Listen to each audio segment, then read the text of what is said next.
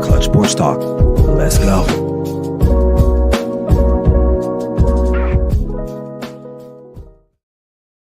Good morning, everybody. Happy Sunday morning to you guys. It's me, your boy, Ryan Flowers, a.k.a. Clutch Sports Talk, and welcome to another edition of NFL Sunday Wake Up. It is Week 12 in the NFL, and of course, things are heating up.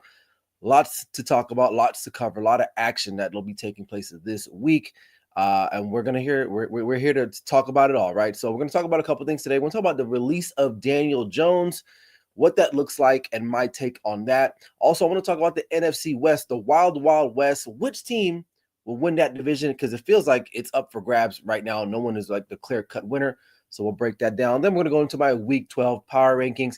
And then roll right into my Week 12 preview and predictions of all the games on Sunday and Monday night, and then close out the show with my clutch picks of the week. So wake on up, pour yourself a cup of coffee, orange juice, whatever it is you got to do. But welcome to NFL Sunday Wake Up with me, Ryan Flowers. You guys know what to do.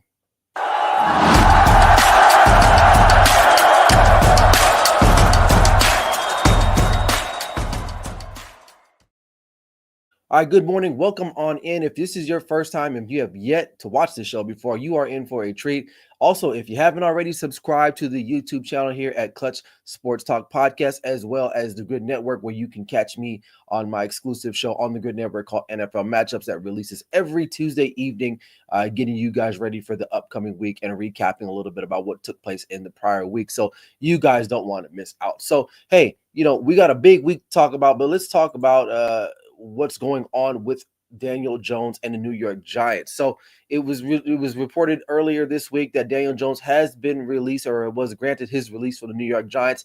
Now this ends a six-year run with the estranged quarterback out of Duke.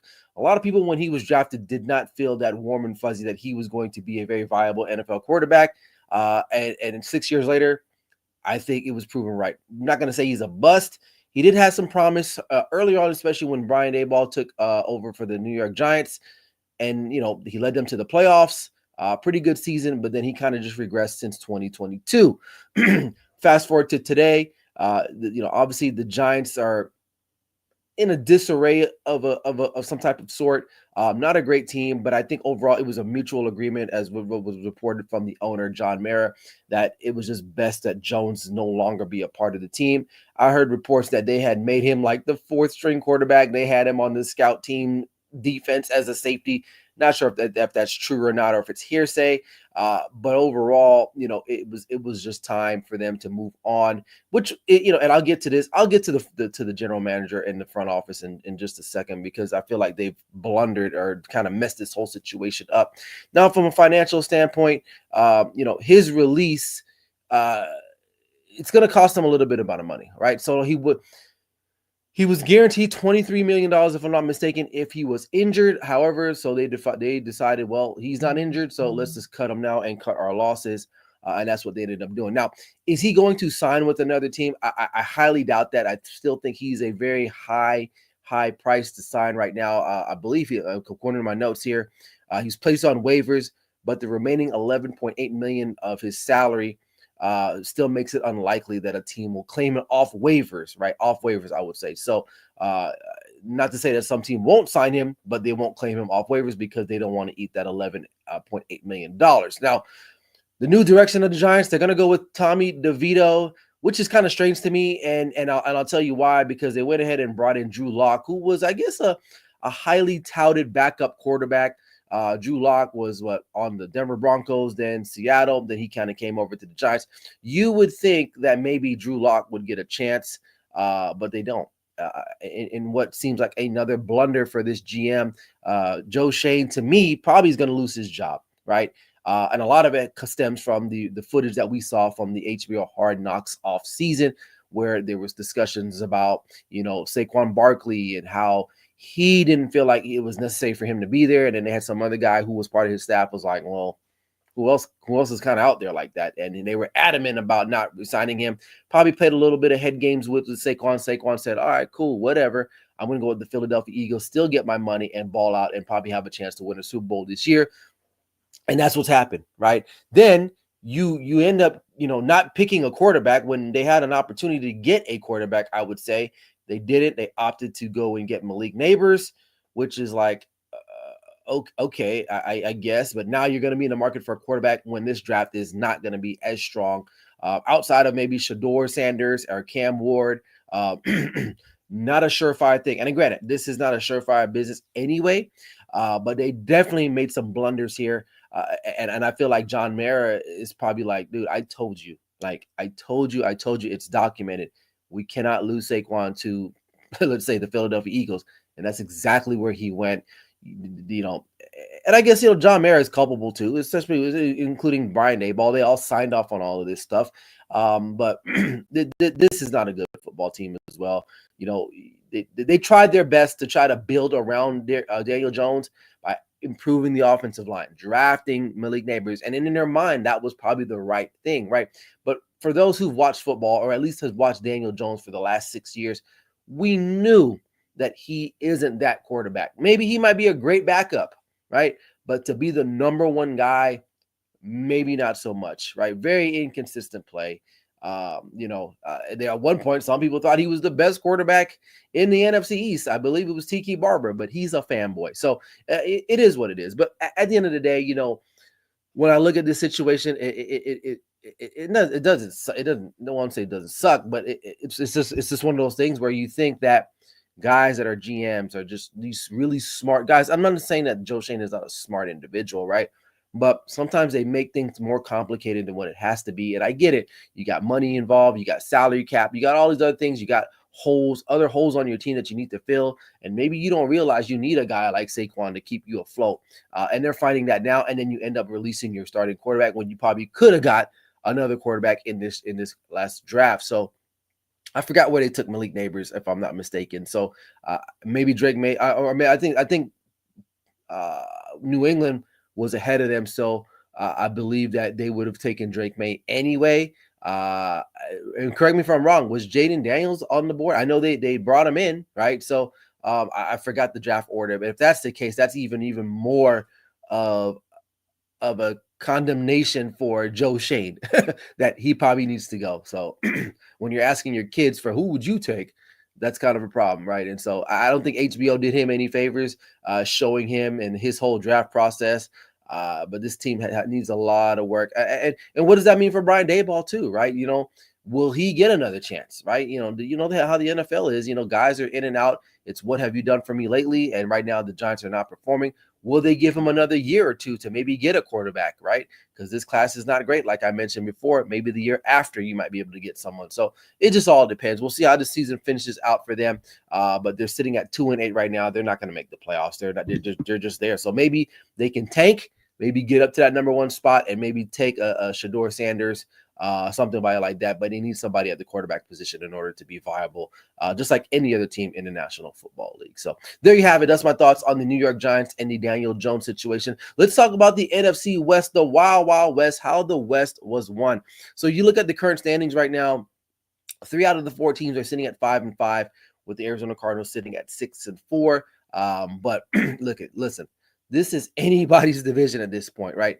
There's a case for each of these teams to possibly win the NFC West. And I'll start with Seattle, right? So they're 5-5, one of the 5-5 teams here.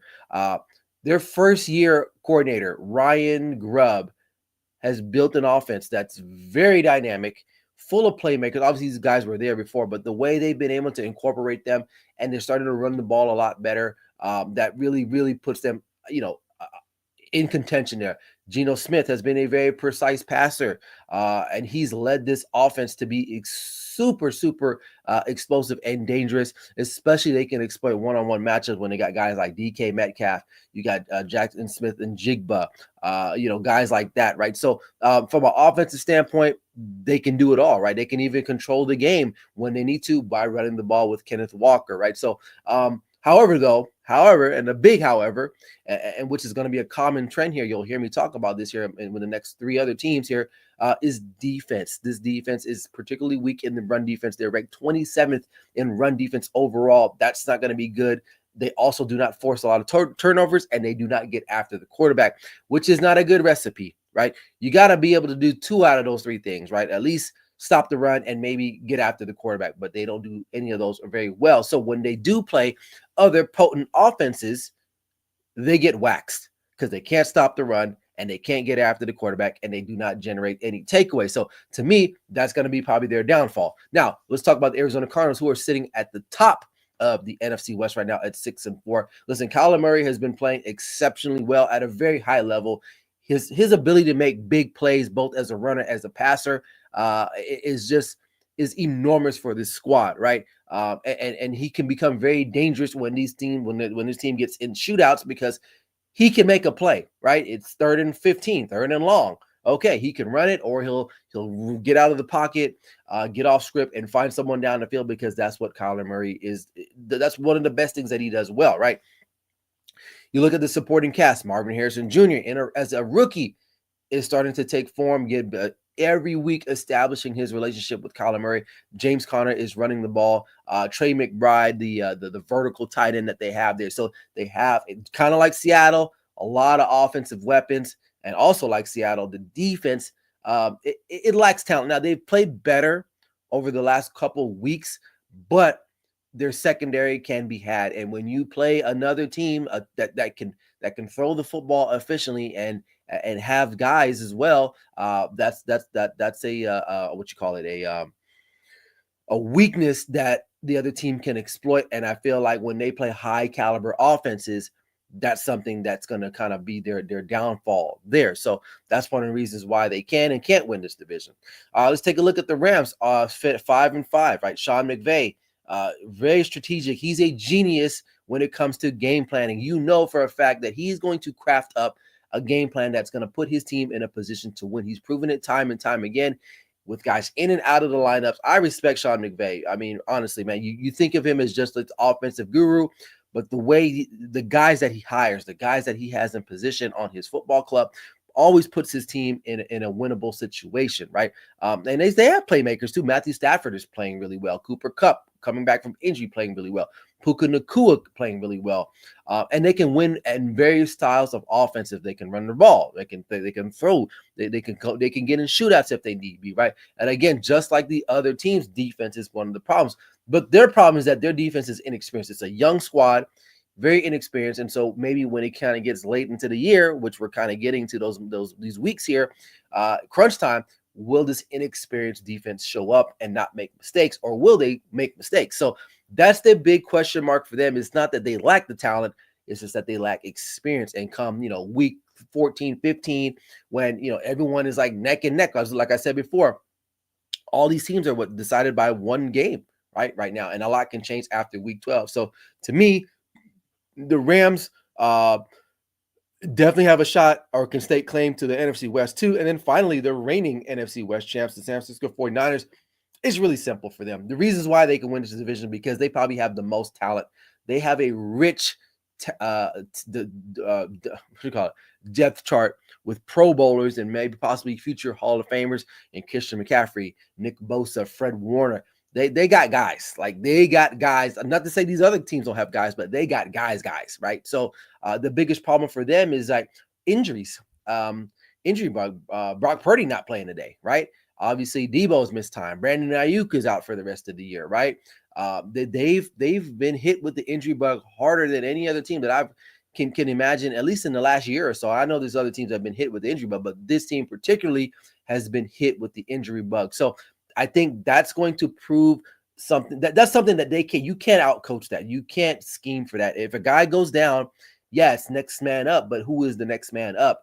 And so, that's going to be a problem for the San Francisco 49ers. Now they're battling it. They're trying, but they need to win today. We'll talk about that game later on. But the NFC West is definitely up for grabs. If I had to pick two teams right now, I'm probably going to say the Cardinals and the Rams, honestly. And like I said, And the reason why I kind of like the Rams too is just because the coaching is really good. And like I said before, Sean McVay will game plan and craft up a masterful game plan for his team. And if that young defense doesn't make mistakes, they have a chance, man. They really have a chance. So it's going to be an interesting race down the stretch for this particular division. Probably one of the most competitive divisions right now that we have in football that I can think about, where honestly you can go from first to last in 1 week. Like that's where we are in the NFC West, and every team in this division has beaten the other team probably at home, or they split already so far this year. So they know each other well. It's not going to be like in the NFC East where like the Cowboys have beaten the Giants like 18 times in a row or something crazy like that, which that might come to an end obviously this year. So not these teams do not own each other like that. So I will give the 49ers a puncher's chance only because historically they put it together in the last month of the year. So maybe December will be their month as usual, and they will get things going despite the injury bugs that's plagued this team. But we'll have to just wait and see with this particular club here. So, all right, there you have it. That's the Wild Wild West for you guys. Let's get into the my power rankings for Week 12. All right. So number one hasn't changed really. Still the Detroit Lions. They're still getting the job done. They just blew the hell out of the Jacksonville Jaguars last week. Even without Aiden Hutchinson, they're still finding ways. The Zadarius Smith trade looking pretty good. So no really concerns for them. Honestly, they're going to get into the playoffs. We just got to see how they're going to perform when it's on the line there, right? So Buffalo Bills to me coming in at number 2. Josh Allen is the key factor. He is the guy that makes this team go. Despite a run game struggle, it doesn't matter. Josh Allen will get it done. But the defense has been forcing turnovers the last couple of weeks, so that's very optimal for me when looking at the Buffalo Bills. Now, the Chiefs, although they lost to the Buffalo Bills last week, I only dropped them down 1. I still think that they're the champs, man. Like, they haven't played well all year, but they're still finding ways to win. I still believe in this team. Isaiah Pacheco should be coming back. I believe he's been activated, if I'm not mistaken, off the IR. So you get him and what's the guy's name? Kareem Hunt going. This is going to be a very, very, very potent running game. And maybe that'll help out the passing game as well. So I got them at number 3. Philadelphia is ascending here quickly here. They got strong wins over the Commanders. And they're keeping pace. Maybe they're trying to fight with the Lions to get the top seed, and I believe they'll be playing each other the next couple of weeks. So, we're going to see a head-to-head matchup, possibly a preview of the NFC Conference Championship game, which it was still a long ways to go. I got the Baltimore Ravens coming in at number 5. Although they lost to the Steelers, a lot of it too is this missed opportunities, penalties. They probably should have beat the Steelers, honestly. Like, the Steelers didn't score any touchdowns. Okay. And so to me, I still think they are the better team. For whatever reason, Pittsburgh just has their number for some odd reason. But if what's his name? Justin Tucker makes a couple of those kicks last week, they win that game. So speaking of the Steelers, I got them in at number 6. I like the team. The defense is good, but man, their offense is they can't score touchdowns. I mean, they kind of got it going late in that game against Cleveland this past Thursday. But inconsistent on offense, man. It's when they're gonna have to play Buffalo or Kansas City or even when they play Baltimore again, right? Like, you're gonna have to put up some type of points. You cannot just kick field goals all game, right? Touchdowns. So it looked like they were improving. Not to say that Russell Wilson is playing like total dog crap. But not the type of offense I think that they want to have, especially as we get here late in the season. I got the Commanders coming in at number 7. I think they're starting to struggle a little bit here. I believe that Daniels is struggling from himself with an injury, so that can kind of play a big part in that too, is why they've struggled so far down the stretch here. They're going to make the playoffs. I think they'll make the playoffs for sure, but definitely they're struggling too. And their schedule is going to get a little bit tougher too, right? So we'll see how they fare. They're 7-4 right now, but I feel like if they can get to 9, hopefully 10 wins, that'll get them in there, and I think they can do that too. I got Minnesota Vikings at number 8. I'm kind of down on this team only because I've talked about this the last couple of weeks. Sam Darnold. Now they won over the Titans, but the defense is what's really keeping them together. But their schedule is going to get tougher. It's only going to get tougher. So for me, I kind of see them losing a couple here more down the stretch here, only because their season is going to get a little bit more difficult. Then at number 9, I got the LA Chargers. They're kind of ascending to strong first half last week, but nearly collapsed on Sunday Night Football against Cincinnati Bengals, where Joe Burrow almost pulled off that comeback for them. It kind of was looking like, oh, here we go. Is Brandon Staley in the building? But they were able to manage and weather that storm, and they got the win. I still think that they're playing good. That it's a good defense.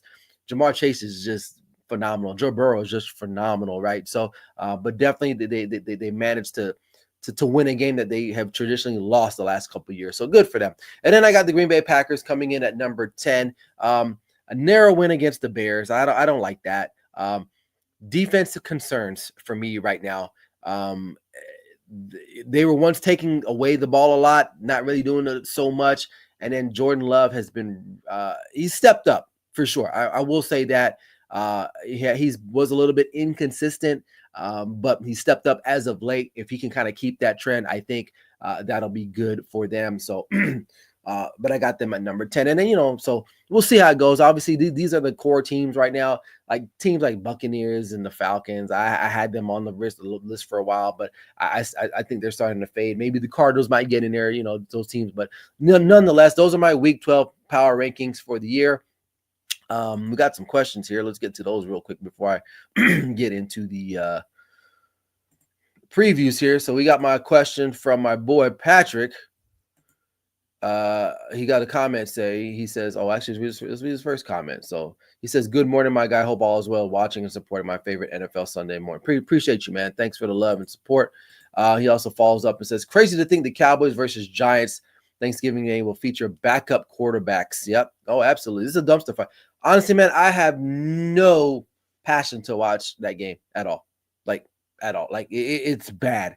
It's bad. I usually go over with my parents for Thanksgiving, and I'll still go over there. But we watch the game, we eat at halftime, and we're like, okay, second half's gonna be good. Don't even care. Don't even care to watch that game. It's gonna be terrible. And don't be surprised if the Giants win.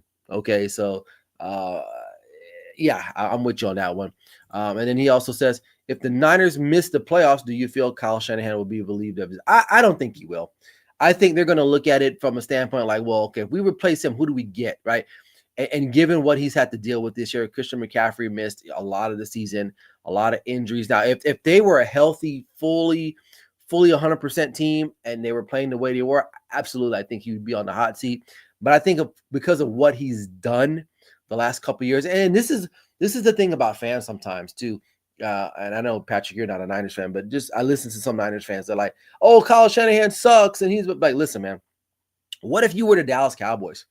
What if you were the Jets right now? Like teams that don't have great coaching, right? Kyle Shanahan, regardless of what you think, I know he doesn't get the job done in the big games, but they've been in what 3 Super Bowls in the last 6-7 years. They've been in NFC Conference Championship games consistently. You're winning your division. Like, what more else can you ask for a fan? Obviously, I know you want to win it all, but guess what? It's hard. It's definitely hard, but they are in a position each and every year because of, partly to what he does and his scheme. I get it. It ain't always perfect. Maybe he should run the ball more when he needs to, or maybe he should do this instead of that, right? It's all Monday morning quarterback stuff that I hear all the time from fans. So a lot of fans don't even understand football like that. So is he the best coach of all time? No. But if you get rid of him, who are you bringing in? Ben Johnson? And I get it. Ben Johnson's a hot name from Detroit, but he's never been a head coach in the National Football League, right? Some guys are just destined to be really great coordinators. Now, Ben Johnson, he may be a good head coach. We don't know yet, but you know what you got in Kyle Shanahan at the end of the day. So maybe give him another year. Hopefully this team can stay healthy, and then you can reassess. But if I'm the ownership there, if I'm John Lynch, I'm not firing the guy because his best players have been hurt in and out of the lineup all year round. So for sure. All right, but good question though. All right, let's get back to it. Let's talk about some previews and predictions. Obviously, we got the Steelers and Browns game that took place already. Browns won that game. in what was a crazy weather game. Like literally, you're watching the first half, you're like, oh wow, looks really cold, but feel look good. And then all of a sudden, it's like boom, over a course of one drive. Like one team was driving in perfect conditions. Next thing you know, boom, the other team has snow on the ground. So, but Browns got that win. Minnesota Vikings taking on the Bears. I think this is going to be a close one. I'm going to go with the Bears. I think Sam Darnold is catching up to him. I think midnight has struck on Sam Darnold, and he may be reverting back to Sam Darnold that we knew of when he was with New York. Now, this defense will keep them in the game. Not to say that the Bears' offense ain't great. It ain't great at all. But somehow, some way, I think they're going to figure out a way. I think it's going to be a close game, a nail-biter game. Probably whoever has the ball last will win that game. So I'm going to go with the Bears in that one in the upset. I got Kansas City and Carolina Panthers. Really, this should be a no-brainer. Like, I get it on paper. The Chiefs should win this game. I think Panthers may come out with some fight initially, but then attrition will set in, and I think the Chiefs will be able to kind of cruise on. It's not going to be a dominating performance. I don't think they'll blow them out, but I think they'll be able to win comfortably, in Carolina this afternoon. All right, let's see. We got Tennessee Titans, Houston Texans, in a divisional battle. That these games always run close too. So Houston not playing all the best right now. They're not even in my power, my top 10 this week. Good win against Dallas, but that you're supposed to do that. Dallas sucks, right? So they got to continue to keep par, stay on par with the Ravens to maybe get that the other wild card there. But excuse me, Will Levis playing okay, I guess, but I got to go with the Titans at home. I got to go with the Texans at home. Nico Collins is back, and just another week for him to kind of get back in the groove of things. And I like the Texans in this one. All right, Lions and the Colts. Anthony Richardson proved to be the difference last week against New York. The New York Jets, not so fast this week, like as Lee Corso would say. I think the Lions rock them. Honestly, if I'm not mistaken, if I'm not being too candid here, I think they rock the hell out of the Indianapolis Colts today and prove and assert their dominance over most of the teams that they play. All right, New England and Miami. I think this will be a close one too. Defensively, New England is not like they're not great, but they're tough. They're tough. Miami has found new ways to win. They're running the football a lot more instead of like airing it out like they've been doing the last year or so with Tua and Jalen Waddle and Tyreek Hill. I think they've been able to air the ball out more. But I like the Dolphins in this one. I think just because of the offense, and they're at home. Miami's pretty good at home, so I'm going to take the Dolphins in that one. You got the Tampa Bay Buccaneers taking on the New York Giants. Tommy DeVito, starting quarterback for the Giants. That's pretty much it for the Giants, I would say. I like Tampa. Baker Mayfield is the better quarterback in this matchup. And a lot of times I pick, not all the time, but a lot of times I pick games based off the quarterbacks in play. Now, there are occasions where I will not. I'll kind of like get a gut feeling. But in this one, Baker Mayfield should win this game over the New York Giants there, okay? All right, Dallas Cowboys on the road in Washington to take on the Commanders. This is a no-brainer. This is a no-brainer to me. I'm not going to say anything about the Cowboys. They just absolutely are a train wreck. Commanders should win this game. All right, Denver Broncos taking on the Las Vegas Raiders. Broncos, Bo Nix, lights out last week, 4 touchdowns. You're going to play Las Vegas. Defense is not great.